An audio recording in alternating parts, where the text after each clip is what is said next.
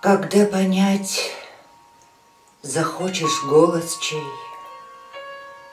милее мне иных великолепий, послушай, как вдали журчит ручей, как плеск его похож на детский лепет.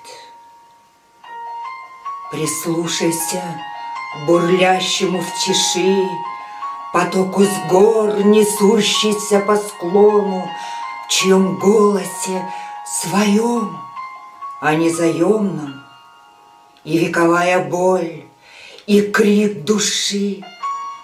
Прислушайся, как травы шелестят, как птицы вьются и поют над лугом, как листья мирно на ветвях шуршат. О чем им спорить, с миром или с друг другом? И все опять грозой потрясено, и песнь грозы мила мне и знакома, и в небе нету зла, и не оно рождает силы молнии и грома. Я слышу песни туров молодых, они молчат, чтоб жизнь не сулила. А если уж поют, то песню их родит любовь, а не иная сила.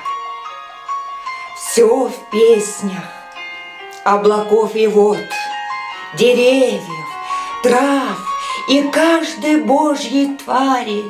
Все в этом мире своим голосом поет, на голоса чужие не похожи. И если б песни неба и земли соединить в людские звуки и понятия, то слез, наверное, сдержать бы не смогли и наши камнесердные собратья. Прислушайтесь, прислушайтесь.